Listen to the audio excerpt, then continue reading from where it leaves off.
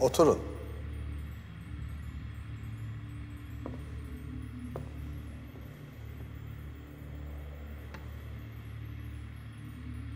Korkmuyor musunuz? Neden?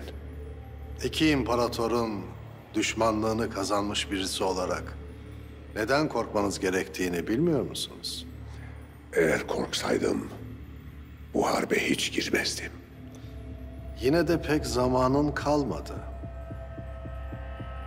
Abdülhamit'e seni yakalaması için haber gönderdim.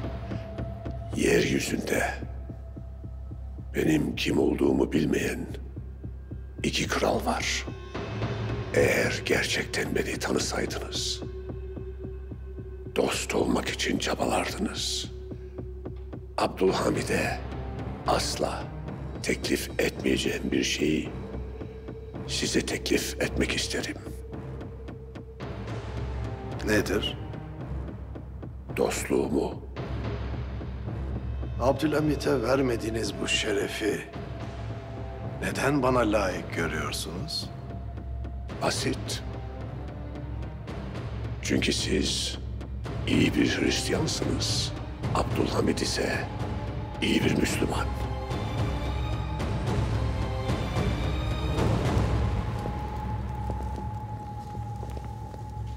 Söğütlü. Bu adam tedbir almadan buraya gelmez. Ne olursa olsun çarpışacağız. Bir canım var Murat Efendi. Onu da burada bırakmak benim için şereftir. Hemen ölmeyi mi düşünüyorsun lan Söğütlü? Yani ben vazifeyi ne kadar mühim gördüğüme misal olsun diye söyledim. Evelallah sen yanımdayken bana bir şey olmaz. Vallahi Söğütlü vakti geldi mi Azrail Murat Efendi'yi falan dinlemez. Sen yine de dikkatli ol. Eyvallah. Kim var kim yok hepsini buraya gömelim. O şerefsizle hünkârımızın ayakları dibine atalım. İnşallah Murat Efendi. İnşallah. Doğu siyasetinde Abdülhamid'le birlikte hareket etmenizi anlıyorum.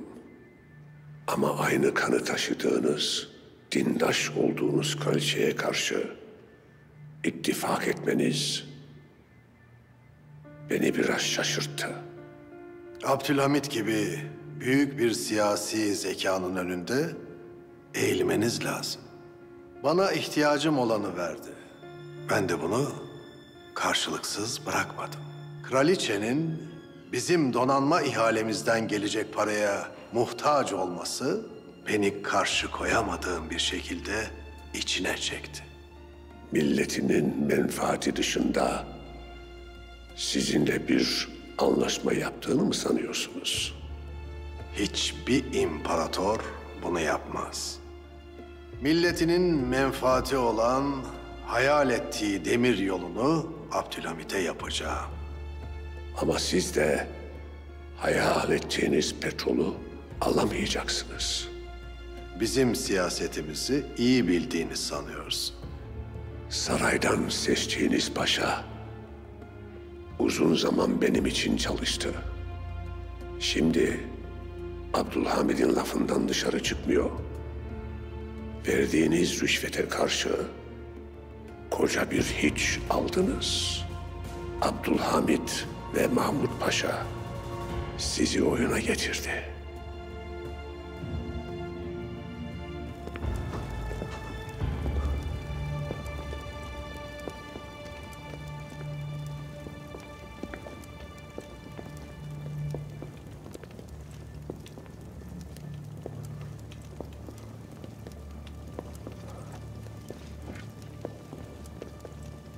Üç kişi burada kalsın, arkamızı kollasın. Söğütlü'yle ben önden gireceğiz. Diğerleri de bizden sonra arkamızdan dalsın içeri.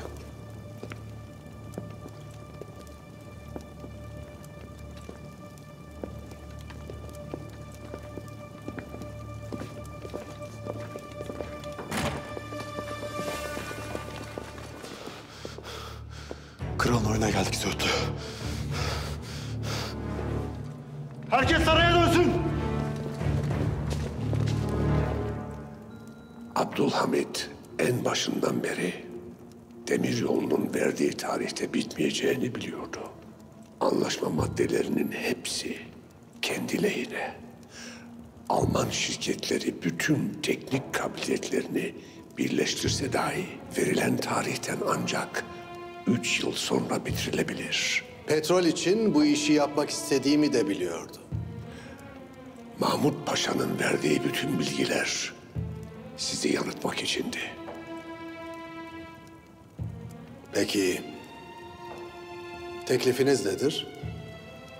Anlaşmada yazan tarihte demiryolunu bitirmek. Bunu nasıl yapacaksınız? İngiliz şirketleriyle ortaklık yaparsanız petrolü paylaşabiliriz. Kraliçeyle aramız pek iyi değildir. Abdülhamit sizi Avrupa'da yalnız bırakmak için Boer hamlesine dahil etti. Ben kraliçeyle aranızda olan anlaşmazlığı kaldırabilirim. Ama petrol işini bana bırakırsanız...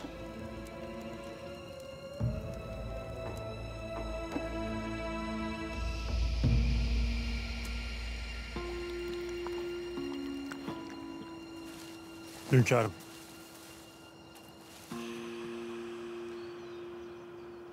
Şimdi söyleyiniz. Siz mi beceremediniz? Yoksa Wilhelm tarafını Parvus'tan yana mı seçti? Biz gittiğimizde kimse yoktu hünkârım.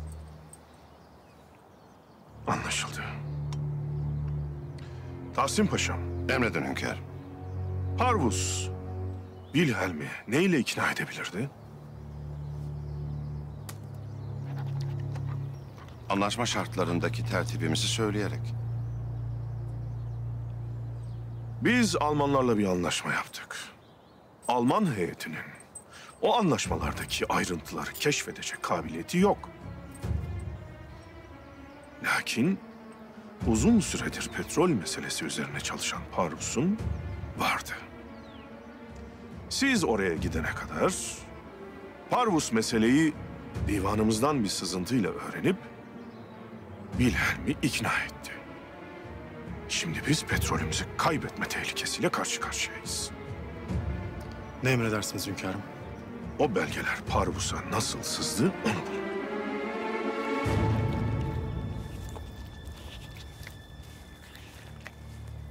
Hünkârım, bu petrol ne menem şeydir ki dostu düşman, düşmanı dost kılar. Paşa, paşa. Eğer ben bu petrolü milletime bırakamazsam... milletimin istikbalini de rehin vermiş olurum. Tüfeklerimi hazırlasınlar. Emredersiniz hünkârım.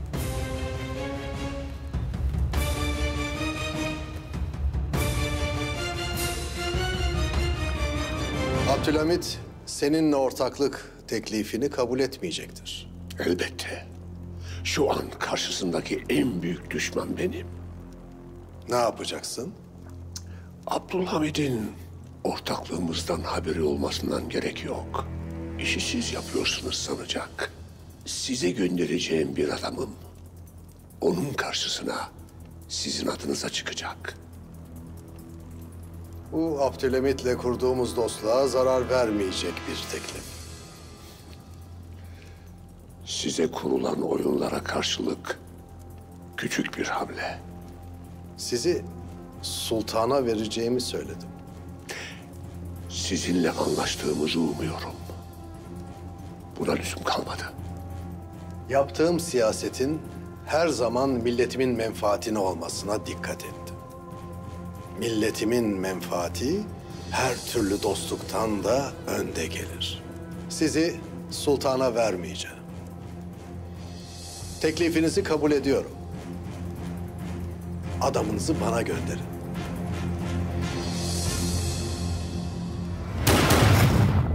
At! At! At!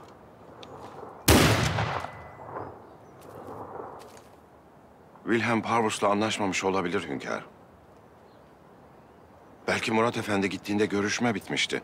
Biz geç kalmış. Bunu anlayabilmemizin tek yolu var paşa. Nedir o? Wilhelm demiryol meselesi için kimi atayacak? Eğer atayacağı kişi bizim karşımızdaysa Wilhelm tarafını seçmiş demektir. Öyle olduğu takdirde ne yapacağız? At!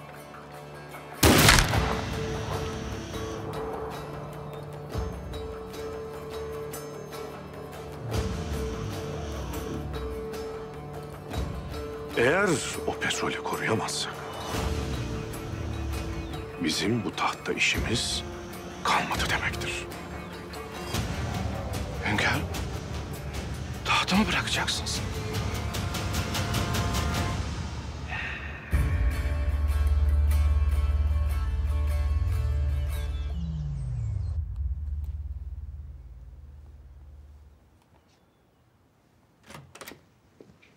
Firuze abla, Şadiye. saklambaç oynayalım mı? Şimdi olmaz. Resim yapalım o zaman. Şadiye. Ben artık senin bakıcın değilim. Ve şu anda meşgulüm. Yeni bakıcına söyle seninle ilgilensin. Olur mu?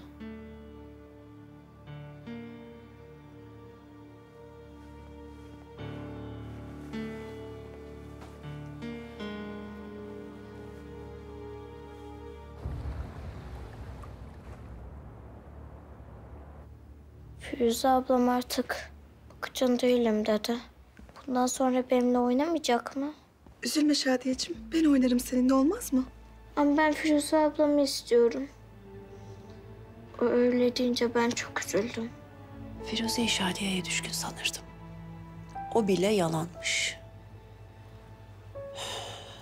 Nasıl da gerçek yüzünü gösteriyor hemen. Hayırlı akşamlar. Senin ne işin var burada? Şadiye Sultan için geldim. Sultanım, bugün sizinle ilgilenemedim. İşim vardı. Bu gece masal okumamı ister misiniz? Tamam, olur.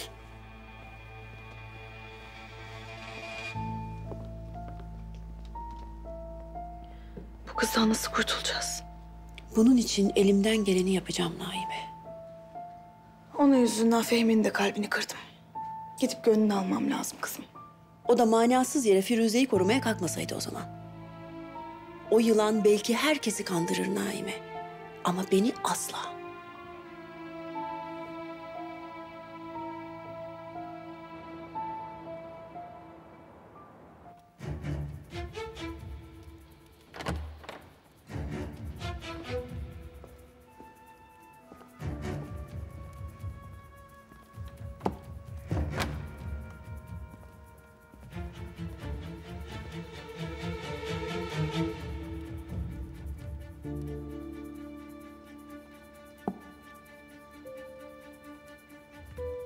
Size Parvus'u veremediğim için üzgünüm.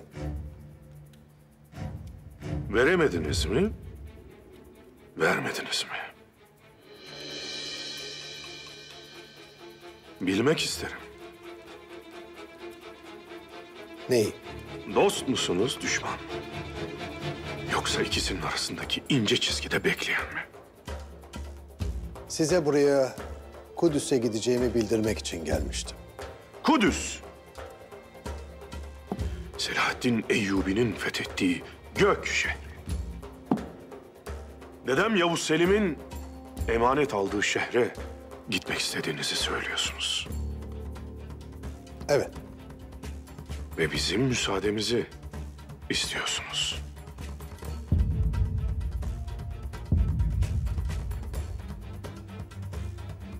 evet.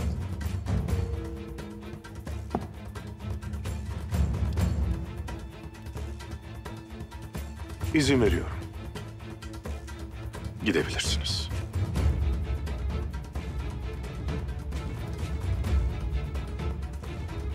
Bizim size karşı olan hoşgörümüzün bir nişanesi olarak o şehre gittiğinizi unutmayınız. Lakin gitmeden evvel demir yolu işlerini takip etmesi için kimi vazifelendirdiğinizi bilmek isterim. Sizinle bizzat ben tanıştıracağım kendisini.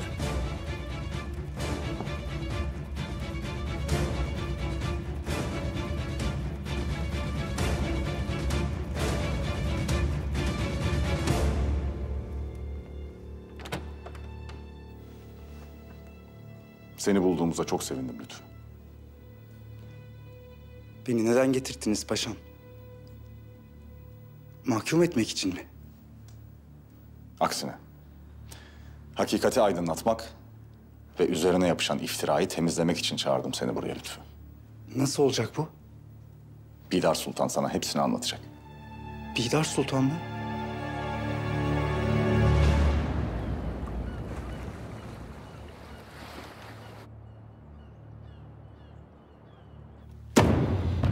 Almanlarla yaptığımız anlaşma Parvus'un eline geçmiş. Nasıl geçmiş? Kim sızdırmış olabilir? İngilizler Wilhelm'i donanmayla tehdit etti. Bir çaresini bulduk. Lakin iş tekrar terse döndü. Wilhelm bizim tertibimizi biliyor. Nereden anladık hünkârım? Parvus'un yerini haber etmişti. Lakin gidildiğinde orada değildi. Yani Parvus'u önce hediye etti, daha sonra geri aldı. Hünkârım, bu Parvus petrol meselesine çok hakim biri. Eğer Parvus anlaşmayı gördüyse... Wilhelm'e demiryolunu zamanında bitirip petrolü alma teminatı vermiştir. Selim Paşam, derhal Murat Efendi ile konuşun. Bize bu hainliği yapan, anlaşmayı sızdıran bulunsun. Emredersiniz hünkârım. Çok güzelmiş. Manzarası da fevkalade. Dilerim Vasfi Efendi ile burada çok mutlu olursunuz. Otursana. Yorulmuşsundur.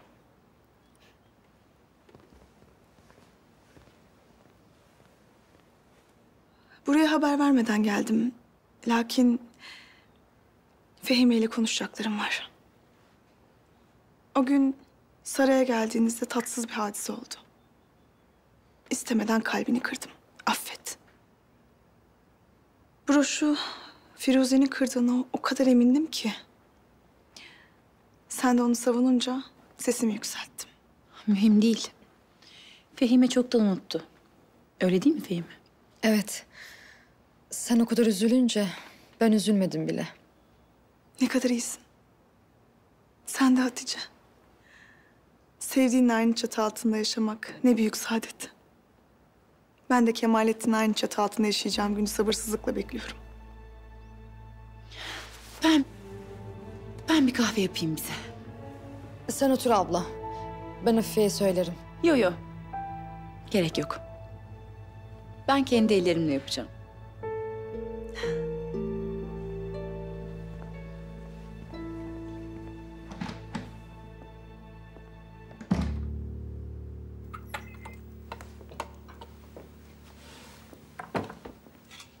Bir şey mi istedin sultanım?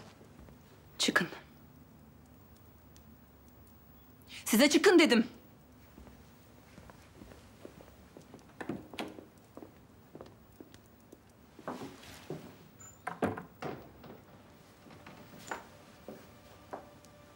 Kemalettin'le yaşayacağın günleri iple çekiyorsun öyle mi? Beni Vasfi ile zorla evlendirip saraydan gönderdiniz. Şimdi Mesut Bahtiyar yaşayacaksınız öyle mi? Hayır. Hayır, Kemalettin'i sana yar etmeyeceğim. Beni bir kez daha bir zindana kapatıp çürümeye mahkum etmeyeceksiniz.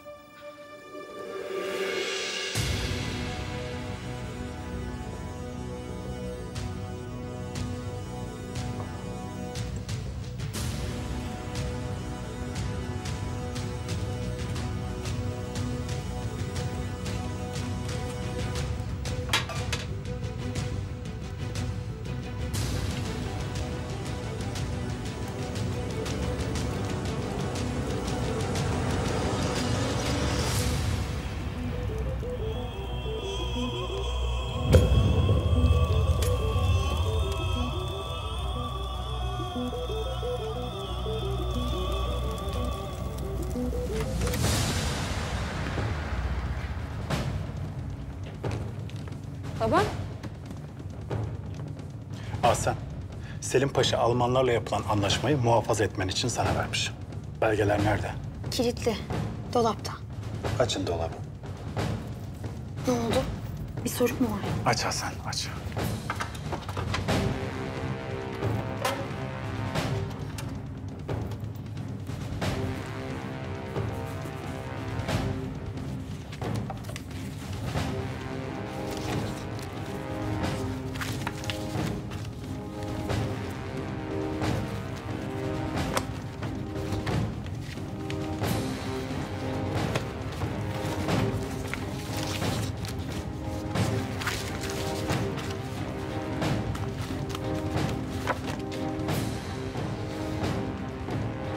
Belgeler yok. Dolabın anahtarı başka kimde var? Kimse de yok. Sadece bende var. Nasıl olabilir böyle bir şey? Kim almış olabilir?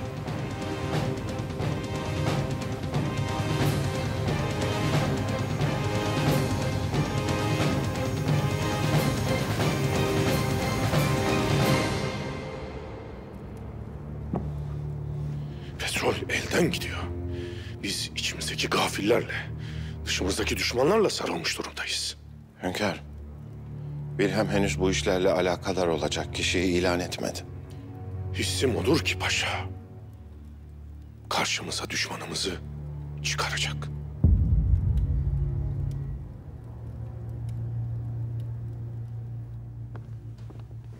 Sultanım, Kemalettin Paşa geldi. Sultanım, benden bulmamı istediğiniz vukuatlı eski askerimiz Lütfü'yü getirdim size. Kendisine ulaşmak biraz zaman aldı. Çünkü baba ocağına dönmüş. Köyünde hayvanlarına çobanlık ediyormuş.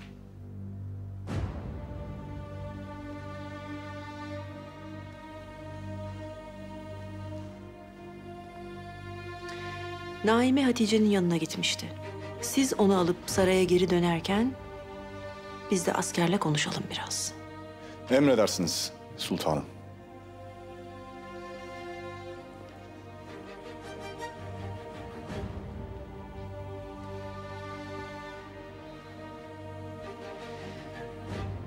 Şimdi bana her şeyi baştan anlatacaksın. Ve sonra seninle şehzademizin yanına gidip Firuze'nin nasıl bir insan olduğunu ona ispat edeceğiz. Bana inanırlar mı sultanım? Daha evvel de şehzademize anlatmaya çalışmıştım. Lakin beni dinlemedi. Bu sefer dinleyecekler ve inanacaklar.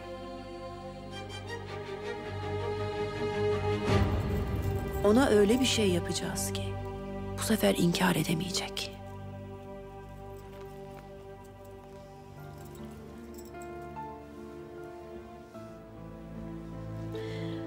Çok güzelmiş şehzadem. Sen her şeyin en iyisine layıksın.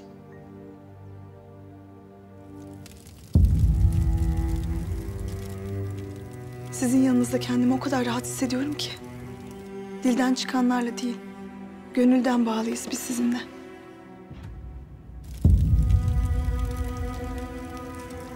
Bu bağı hiçbir şey bozamaz.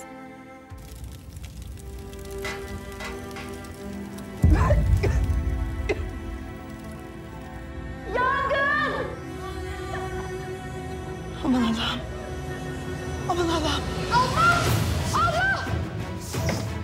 Yangın! Koşun! Çabuk herkes dışarı. Sultan, siz çıkın. Kaçın kendinizi kurtarın. Çabuk! Çabuk! Yürü, çıkın. Fehime! Hadi çıkın. Allah! Yangın, çabuk! Çabuk gelin bu tarafa. Çabuk! Çabuk çıkın! Çabuk, yangın var! Çabuk!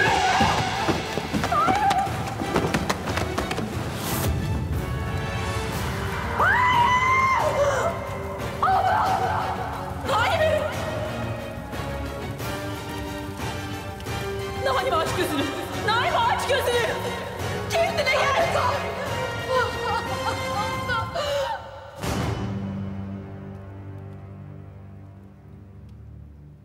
Hünkârım, anlaşmaları iptal mi etsek? Olmaz paşa. Devlet verdiği sözden dönmez. Kaiser Wilhelm'in taraf değiştirmediğine inanmak isterim. Petrolü kaybetmeyeceğimize inanırım. Gel. Hünkârım, Kaiser Wilhelm geliyor.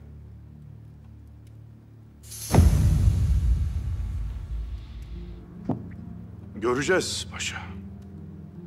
Karşımıza getireceği adama göre kaybedip kaybetmediğimizi anlayacağız. Gelsin.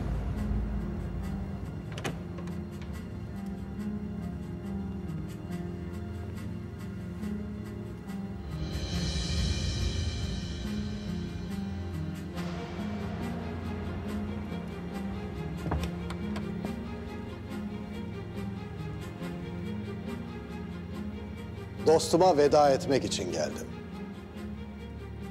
Buyurun.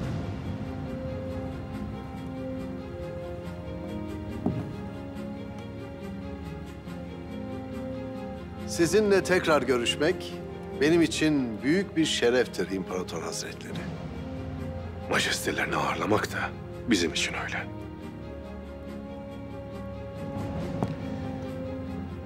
Lakin bizim asıl merak ettiğimiz demiryolu meselesi için kimi vazifelendirdiniz?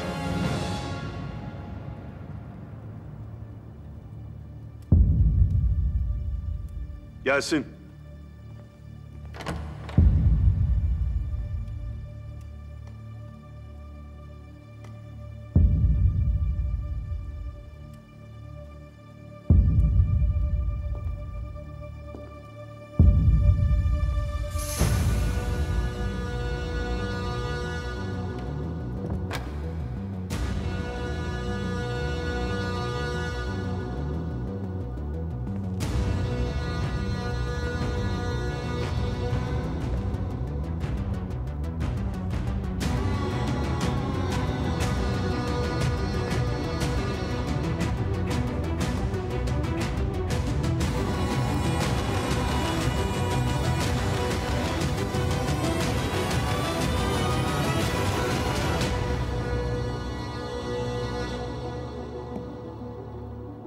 Kıymetli avukat Bay Emanuel Karasu.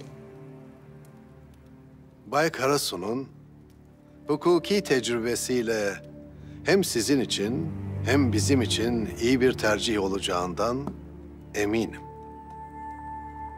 Ben Osmanlı tebaasıyım. Kaiser Wilhelm'in teklifi devletime hizmet edeceğimden ötürü beni ziyadesiyle memnun etmiştir. Hünkârımız bilmeliler ki ben bir hukuk adamı olarak Alman İmparatorluğu'nun ve Osmanlı İmparatorluğu'nun haklarını eşit derecede gözeteceğim. Artık Bay Karasu, bizim adımıza sizinle işi nasıl yürüteceğine dair yetkilidir. Emanuel Karasu. İhanetin adamı mısın? Yoksa alelade seçilmiş bir adam mı?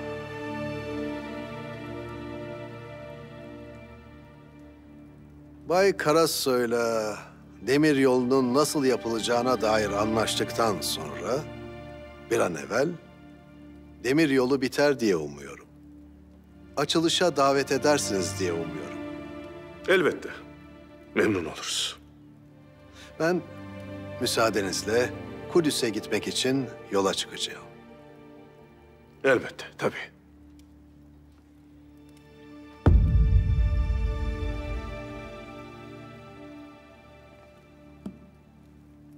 Sultan Hazretleri, emin olun ki dostluğumuz birçok devleti ürkütecektir. Ama ben sizin dostunuz olduğumu bildikçe kendimi güçlü hissedeceğim. Siz dostça davrandıktan sonra biz de aynı hislere sahip olacağız. Kaiser Wilhelm.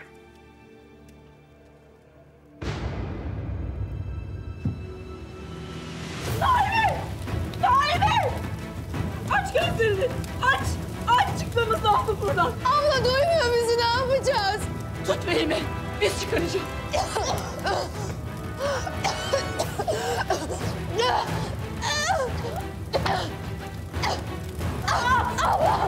Abla olmaya taşınıyorum.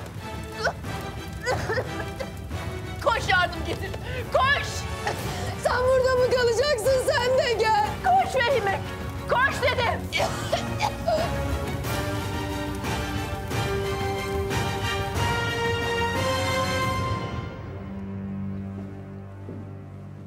Mahmut Paşa,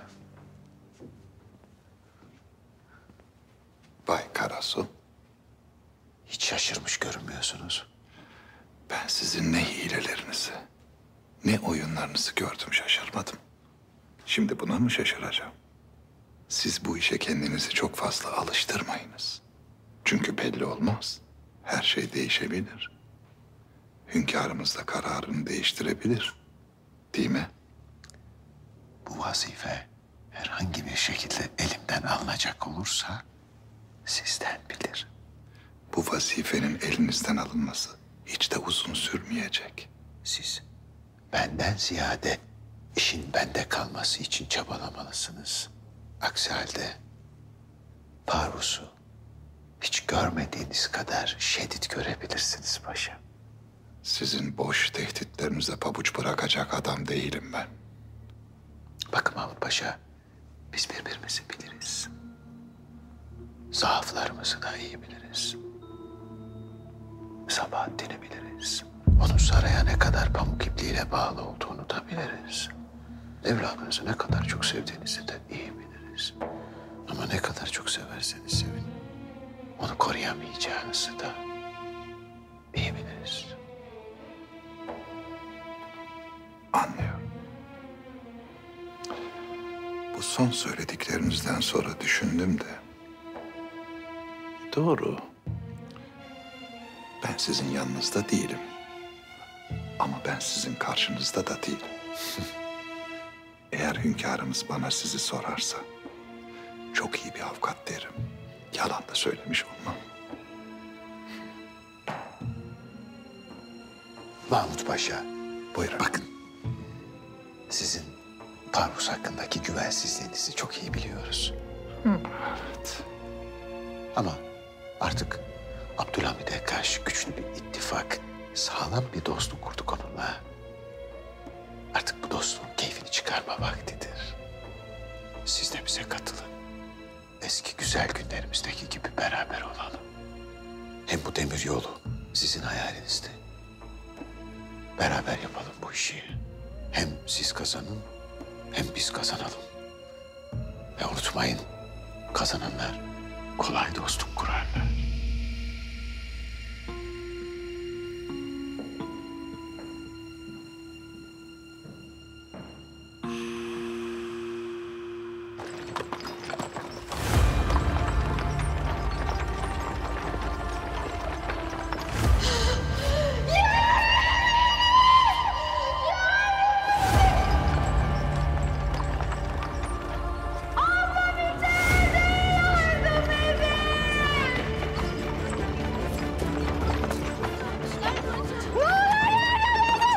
Yardım et! Ablam içeride! Ne yapıyorsun da içeride? Yardım et! Hatice! Ablam içeride!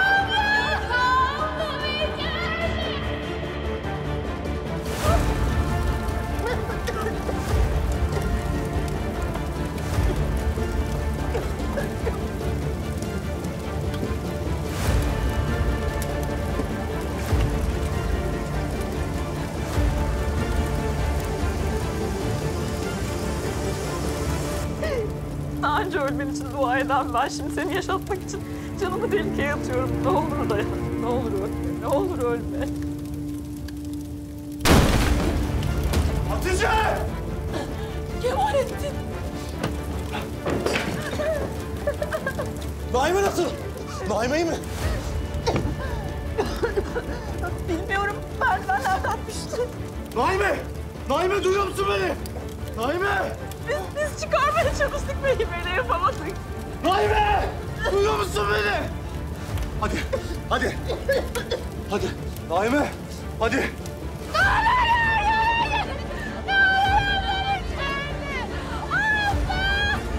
Hatice, koş hadi.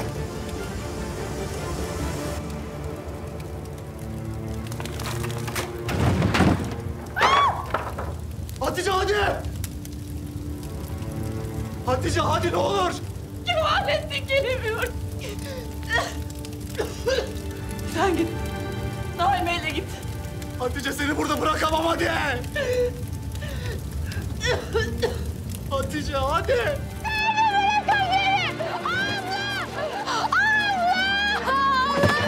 Hatice! Zeynep sakin ol! Hatice nerede? Hatice!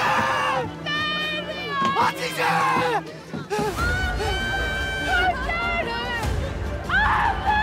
Hatice!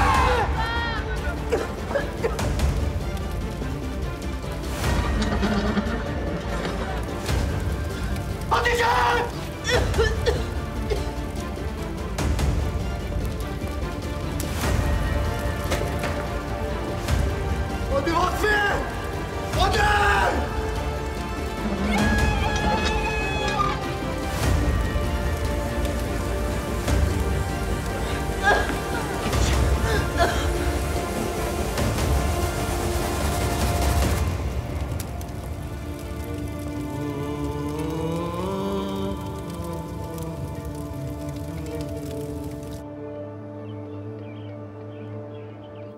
İmparator Wilhelm'le anlaşmalar imzaladık.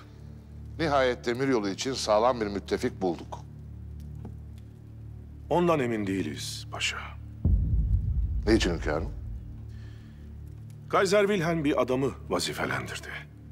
Demiryolu meselesinde ilişkileri onunla yürüteceğiz. Kimmiş hünkârım? Emanuel Karaso. Lakin bu adamın ne olduğu, kim olduğu, kimin için çalışacağını bilmiyoruz. Malumatı olan var mı? Kendileri hukuk tahsil etmiş. Ben tanırım hünkârım. Kendisi iyi bir avukattır. Devletini sever. Bugüne kadar kendisi hakkında menfi bir rapor gelmedi. Hakkında menfi bir rapor gelmedi, doğrudur. Lakin bir tahkikat da yapılmadı. Hünkârım, zannımca Kaiser Wilhelm sizinle ittifakı önemsiyor ki Emanuel Karaso gibi bir ismi seçmiş. Karaso Efendi menfaatlerimizi takip edecek ve devleti bildiği Osmanlı'nın yararına kararlar verecektir.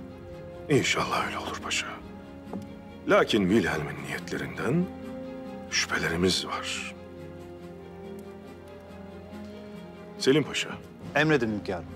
Karasoy'la işleri siz yürütün. Bir yandan da onun hakkında malumat toplayın.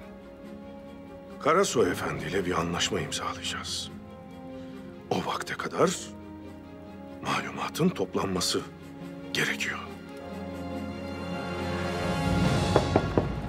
Gel.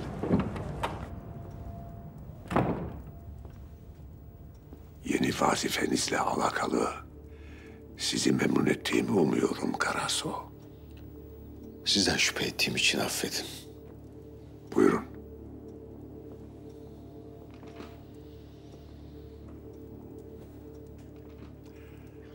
Saraya kendini kabul ettirmek için çok çalışmalısın. Mahmut Paşa. Mahmut Paşa'yı hallettim. Nasıl? Konuştum. Sabahattin'in elinden kayıp gidebileceğini hatırlattım.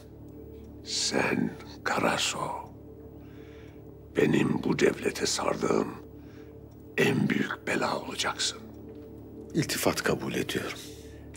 Sen yine de Mahmut Paşa'yı boş bırakma. Ona benimle tekrar çalışması için bir teklifte bulundum. Ona hayallerini tekrar veriyorum. Demiryolu onu kendi yolundan çıkartmıştı. Şimdi bizim elimizde onun hayal ettiği iş var. Abdülhamid'in güvenini kazanmış Mahmut Paşa eskisinden daha çok faydalı olur.